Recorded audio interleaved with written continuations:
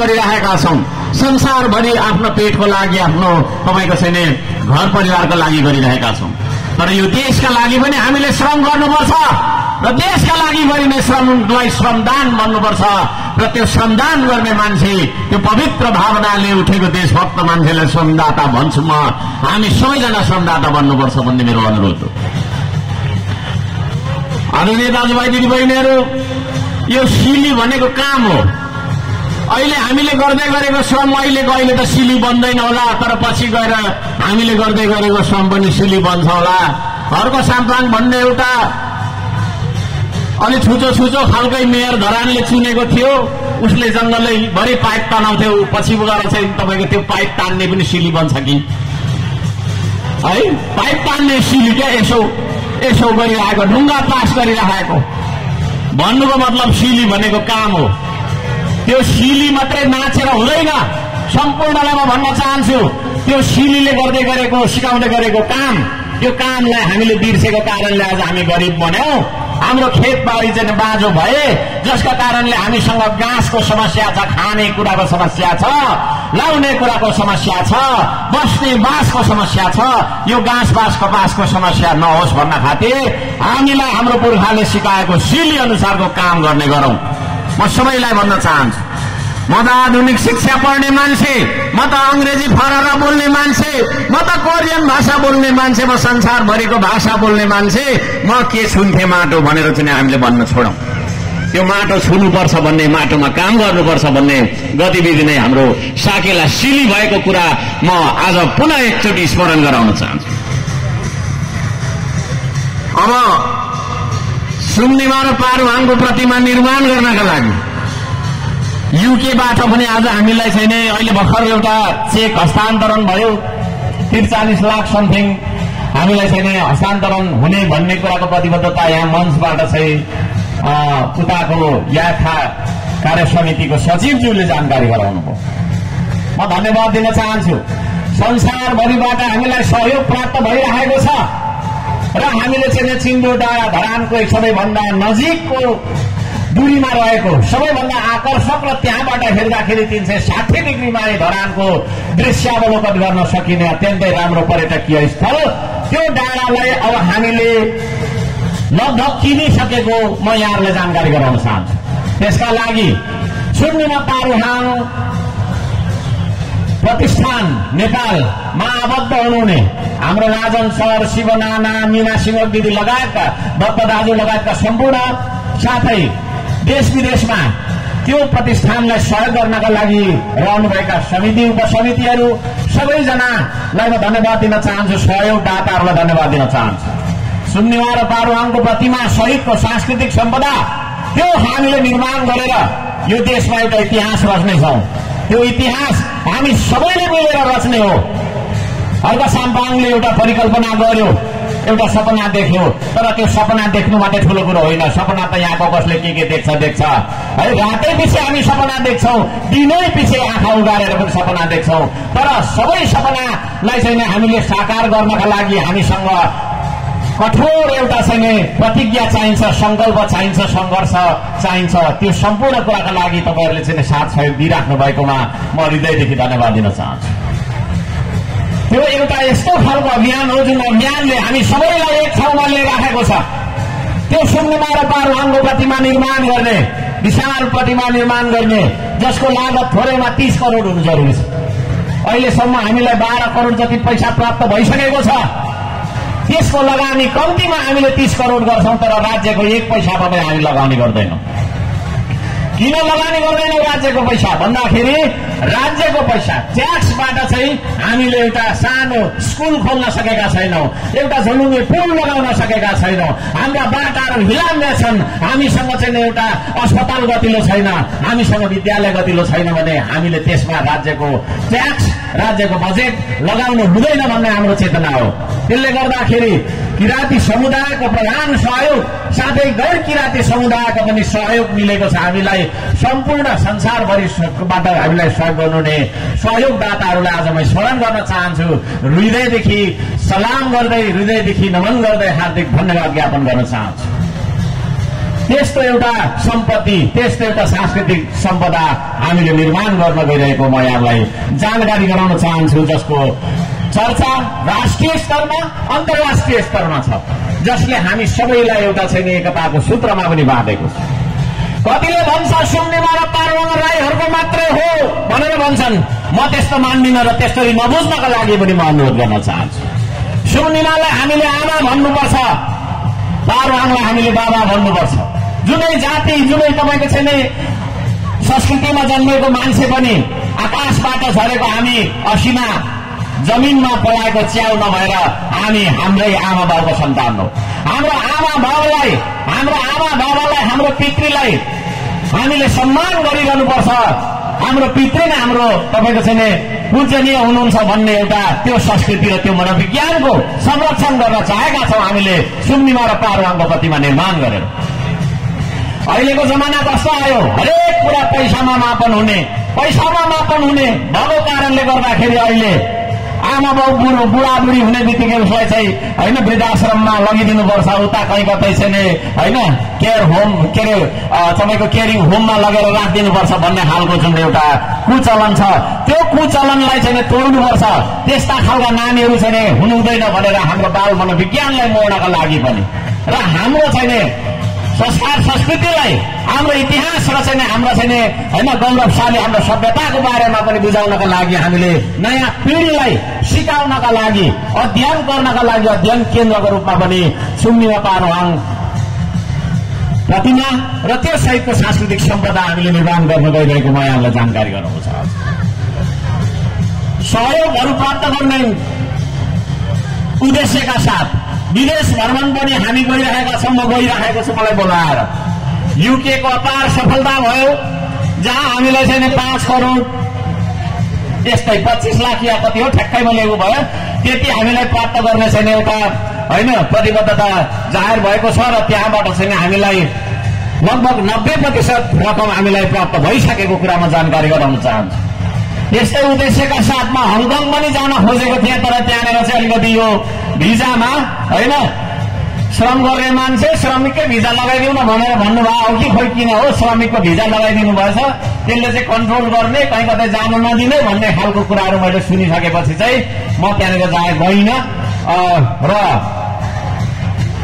मलाई आशा छ तपाईँको छैन अन्यत्र हङकङमा नभए केही छैन होइन, अन्यत्र पनि हामी चाहिँ के अरे भ्रमण गर्नेछौँ र सहयोग सङ्कलन हामीले चाहिँ गर्नेछौँ र जुन उद्देश्यले हामीले त्यो सांस्कृतिक सम्पदा निर्माण गर्न खोजेको त्यो सुसम्पन्न हामी गरी छाड्नेछौँ भन्ने प्रतिबद्धता जानकारी म यहाँ व्यक्त गर्न चाहन्छु। बहुभाषिक पाठशाला धरानमा यस्तो एउटा घर बन्यो, जुन घरमा गएर मान्छेले चाहिँ सेल्फी खिच्न लालायत हुनुहुन्छ, कालो सिसाको गोलो घर, नेपालकै पहिलो घर। त्यो बहुभाषिक पाठशाला धरानको महानगरपालिकाले किन नै निर्माण गर्यो, नगर्दा पनि हुन्थ्यो नि त भन्दा हाम्रो भाषा भाषिकालाई संरक्षण गर्नुपर्छ भन्ने चेतना हामीसँग छ। चेतना मात्रै भइराखेर हुँदैन, सचेत मात्रै भइराखेर हुँदैन, मान्छे सक्रिय पनि हुनुपर्छ। त्यसो भएको कारणले त्यो बुझिरहनु एउटा कुरा हो, तर गरेर देखाउनु अर्को कुरा हो। धरान उपमहानगरपालिकाले बहुभाषिक पाठशाला अत्यन्तै आकर्षक ढङ्गको बहुभाषिक पाठशाला निर्माण गरेर अन्तिम चरणमा पुगेको म यहाँलाई जानकारी गराउन चाहन्छु। त्यहाँ हाम्रा विभिन्न जात जातिका भाषा भाषिकाको अध्ययन अध्यापन हुनेछ। यो कुरामा हामी सबैले चाहिँ होइन खुसी महसुस गर्न सक्छौँ भन्ने मलाई लाग्छ। यहाँहरू सबैको साथ सहयोग रहोस्। त्यो सञ्चालन गर्नका लागि पनि यहाँहरू सम्पूर्ण जातीय भाषिक जति पनि चाहिँ सङ्घ संस्था हुनुहुन्छ, तपाईँहरूले नगरपालिकामा बिस्तारै सम्पर्क गर्दा हुन्छ। हामी त्यो सञ्चालनमा ल्याइसकेपछि त्यहाँनिर तपाईँहरूले चाहिँ आफ्नो भाषा भाषिका आफ्ना नानीहरूलाई आउँदा पिँढीलाई पढाउन सक्नुहुनेछ। ठुलै मान्छेलाई पनि हामीलाई भाषा थाहा छैन, हामीले पनि पढ्दाखेरि खेल जाँदैन। धेरै कुराहरू छन्, धेरै कुरा भनेर साध्य छैन। जति भन्यो समय मात्रै बर्बाद हुन्छ, बुझ्ने कुरा थोरै छन्। छिटो छोटो मिठो बुझ्नुपर्छ भन्ने मलाई लाग्छ। यतिखेर देशमा व्यवस्था परिवर्तन गरेर राजा ल्याउनुपर्छ भन्ने कुरा आएको छ। म यो सभा मार्फत माग गर्न चाहन्छु, म घोषणा गर्न चाहन्छु, भन्न चाहन्छु, जानकारी दिन चाहन्छु र यहाँको सम्पूर्णलाई अनुरोध गर्न चाहन्छु। यदि यो देशमा राजतन्त्र फर्काउने हो भने किराँतीहरूले पनि आफ्नो राजा स्थापित गर्नुपर्छ। अब किराँतीहरूले पनि आफ्नो राजा ठिक बनाऊ है, अरू जातिहरूले पनि आफ्नो राजाले ठिक बनाऊ। म कस्तो छु उम्मेदवार भनेर भन्नु मिल्दैन है, भनेर भन्नु मिल्दैन। त्यसले गर्दाखेरि हामी आफ्नो है पनमा चाहिँ विश्वास गर्छौँ, हाम्रो आफ्नो मौलिकतामा विश्वास गर्छौँ। मलाई लाग्छ यहाँ उपस्थित हामी सबैजनाले एउटा जनताको छोरा, चाहे त्यो टेम्पो चालक होस्, चाहे रिक्सा चालक होस्, चाहे चटपटे बेच्ने मान्छे होस्, चाहे चाहिँ चिया बेच्ने मान्छे होस्, उसको लोकप्रियता र क्षमताको आधारमा, उसको दूरदर्शिता र तपाईँको योग्यताको आधारमा यो राष्ट्रको प्रमुख बन्न सक्छ भने ऊ बन्न पाउनुपर्छ भन्ने व्यवस्था गणतन्त्रको पक्षमा नै हामी छौँ भन्ने मलाई लाग्छ। तर त्यसो भनिरहँदाखेरि अहिले भर्खरै कार्यक्रमको उद्घाटन हामीले राजा यलम्बरलाई माल्यार्पण गरेर गर्यौं। त्यो अर्थमा हामीले बिर्सन हुँदैन, हामी राजाको सन्तान हौ। राजाको सन्तान मैले बारम्बार भनिरहेको छु, एक बोतल बियरमा बिक्दैन, एक प्लेट चाउमिन 5,000 पैसामा बिक्दैन, 1-2 लाख तपाईँको पैसाको प्रलोभनमा बिक्दैन, यो पद दिन्छु भनेर बिक्दैन। ऊ स्वाभिमानी हुन्छ। त्यसो भएको कारणले गर्दाखेरि राजा यलम्बरले हामी सबैजनालाई आशिष दिनुहोस्। हामी सबैजना त्यस्तो तपाईँ जस्तै चाहिँ शिर ठाड भएको मान्छे, त्यस्तो खालको प्रतापी र त्यस्तो खालको स्वाभिमानी बनेर यो जीवन चाहिँ व्यतीत गर्न सकौँ, हामी सबैलाई आशिष मिलोस्। तर हामी कोही कसैको चाहिँ अरौटे र भरौटे भएर एकले अर्काको दाजुभाइको झगडा गरेर टाउको फुटाउने र रगत बगाउने त्यो खालको कृत्यमा हामी कहिले पनि फर्स्ट हुँदैन भनेर म तमाम दाजुभाइ दिदीबहिनीहरूलाई भन्न चाहन्छु। अब धेरै कुरा के गर्ने, सबै कुरा भनिसिक्दैसकियो। श्रमको कुरा गर्छु म। श्रम पिता पनि भन्नुहुन्छ, खोइ म के पिता थाहा छैन, आफूलाई बच्चा जस्तै लाग्छ है, एउटा सानो बालक जस्तो जिज्ञासु छु, केही कुरा सिक्न मन लाग्छ। तर पिता चाहिँ पिता भन्नुहुन्छ, खोइ श्रमको पिता भन्नुहुन्छ, ठिकै छ, मैले स्वीकारेँ। श्रमको पिताले तपाईँहरूलाई श्रम गर्नुपर्छ भनेर बोलाउन चाहन्छ। तपाईँहरू आउनुहुन्छ हो। श्रम तपाईँको पेटको लागि खाँचो छ, श्रम तपाईँको देशको लागि खाँचो छ। यो देश तपाईँको भएको कारणले गर्दाखेरि श्रमदानमा आउने गर्नुहोस्।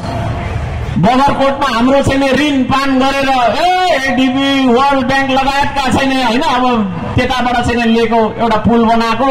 हिजो रातिको विरल वर्षाले अघि बिहानसम्म पनि डुङ भत्काउँदै थियो बारीपट्टि, अहिले जाँदाखेरि बा यस्तो ढलेर चिप्लेटी खेल्ने भइरहेको छ कि। त्यो पुल संरक्षणको लागि भोलि 7 बजेदेखि हामी श्रमदान गर्छौँ बगरकोटमा। तपाईँहरू साथ दिनुहुन्छ, धरानवासी हुनुहुन्छ भने 15 जनाले मात्रै हो साथ दिने, त्यहाँ हामी भोलि श्रमदान गर्नेछौँ। त्यो यतिखेर हामीले बचाउन सकेनौँ भने, इनकेस त्यो पुल भत्कियो भने थोरैमा पनि हाम्रो चाहिँ 4-5 करोड क्षति हुन्छ र त्यो पुल फेरि बन्नको लागि म लेखेर दिन्छु, थोरैमा 5 वर्ष लाग्छ। त्यो धनकुटे रोडको पुल होइन भत्कियो एलोहिम चर्च त्यो छेउमा, त्यो बनाउनको लागि हामीले 5 वर्ष लाग्यो भनिसकेपछि त्योभन्दा ठुलो पुल उतापट्टि त्यो भत्क्यो भने हामीलाई धेरै वर्ष लाग्न सक्छ। म सबैजनालाई अनुरोध गर्न चाहन्छु, तपाईँहरू भोलि त्यतातिर बिहान काम गर्न पनि आउनुहोस्। अब धेरै कुराहरू नभनौँ, अन्त्यमा सबै तपाईँको चाहिँ यो संस्कृति प्रेमी दाजुभाइ दिदीबहिनीहरूलाई धन्यवाद दिन चाहन्छु। यो कार्यक्रममा सहभागी बन्नु नै सबैजनालाई धन्यवाद दिन चाहन्छु। आयोजकलाई धन्यवाद दिन चाहन्छु। कुनै एउटा सानो कार्यक्रम गर्नका लागि पनि धेरै तपाईँको चाहिँ पापड बेल्नुपर्ने हुन्छ, थुप्रो दुःख गर्नुपर्ने हुन्छ। यत्रो ठुलो कार्यक्रमलाई चाहिँ तपाईँहरूले होइन आयोजना गर्दा पक्कै पनि दुःख गर्नुभएको छ। सबैलाई धन्यवाद दिन चाहन्छु। पूर्ववक्ताज्यूले भन्दै हुनुहुन्थ्यो अघि, हाम्रो चाहिँ किराँत राई आँखाको उपाध्यक्षज्यूले ध्यानबहादुर राईलाई धन्यवाद उहाँले दिनुभयो। अर्घसाम बाङ्गालाई पनि धन्यवाद दिँदाखेरि हुन्छ। यता तलतिर 53 मिटर जग्गा हामीले चाहिँ आँखा के अरे यो पार्कको लागि थपिदिएका छौँ। यतिखेर ताली बजाउनुपर्छ। यता तलतिर हामीले जग्गा थपिदिएका छौँ, त्यसले गर्दा यहाँ भएको, नत्र भने अघि चाहिँ यहाँ खुट्टा टेकाटेक गरेर होइन यहाँ बसिसक्नु हुनेवाला थिएन। अहिले उता गएर चाहिँ अलिकति हामीलाई राहत मिलेको छ। हाम्रो यो चाहिँ नि सांस्कृतिक होइन यो प्रदर्शनी गर्ने ठाउँ, यो चाहिँ हाम्रो एउटा हाम्रो आस्थाको केन्द्र, हाम्रो संस्कृतिको तपाईँको चाहिँ एउटा प्रदर्शन गर्ने केन्द्र, पार्क जेको रूपमा हेर्दाखेरि पनि यहाँनिर चाहिँ तपाईँको धेरै यो स्पेस हामीलाई खाँचो भएको कारणले त्यो महसुस किराँत र याखा जिल्ला कार्य समितिले पनि गर्यो, धरान उपमहानगरपालिका कार्यपालिकाले पनि गर्यो। म सम्पूर्ण तपाईँको चाहिँ उपमेयरज्यूदेखि लिएर वडा अध्यक्षज्यू कार्यपालिका सदस्यज्यूहरूलाई पनि धन्यवाद दिन चाहन्छु। उहाँहरूले त्यो तपाईँको एजेन्डा जुन मैले प्रस्तुत गरिसकेपछि त्यसलाई अनुमोदन गरिदिनु भयो। त्यस पछाडि त्यो निर्णय अनुसार चाहिँ हामीले यहाँ तल जग्गा एलोकेट गरेका छौँ। तथापि यतापट्टि बस्ने चाहिँ साउनै बस्तीका दाजुभाइ दिदीबहिनीहरूलाई त्यहाँ हिँड्दै गरेको बाटोमा असुविधा भयो भन्ने कुरा आएको छ। त्यसलाई पनि व्यवस्थापन गर्नका लागि विभिन्न तहमा छलफलहरू भइराखेको छ र त्यो पनि हामीले सम्बोधन गर्ने भन्ने कुरा पनि म जानकारी गराउन चाहन्छु। र अन्त्यमा यो पार्कभित्र यो झण्डा मात्रै हामीले देख्न पाऊँ यो म अनुरोध गर्न चाहन्छु। होइन विभिन्न पार्टीका झण्डाहरू यहाँनिर चाहिँ नि नफरफराउन्। यो किराँत राजाको यलम्बर हाङको यो किराँत र याखाको झण्डा बाहेक अरू पार्टीको झण्डाहरू चाहिँ यो पार्कभित्र नहोस् भन्ने सल्लाह पनि म दिन चाहन्छु। यहाँहरू सम्पूर्णलाई हृदयदेखि धन्यवाद दिँदै यो कार्यक्रममा प्रमुख अतिथिको रूपमा मलाई निमन्त्रणा गर्नुभयो, त्यसका लागि पनि फेरि धन्यवाद दिँदै मेरो भनाइ यही राख्दछु। हस्, धन्यवाद, नमस्कार, जय होस्, जय किराँत। धन्यवाद। कार्यक्रमका प्रमुख अतिथि आदरणीय धरान उपमहानगरपालिकाका नगर प्रमुख हर्कराज राई हर्क साम्पङज्यू। र अबको क्रममा आजको यस कार्यक्रममा हाम्रा अतिथिहरूलाई मायाको चिनो प्रदान गर्ने कार्यक्रम रहेको छ र म मायाको चिनो प्रदान गरिदिनु हुनुको लागि म किराँत र याखा सुनसरीका अध्यक्ष राजेन्द्र राईज्यूलाई म हार्दिक आग्रह गर्दै म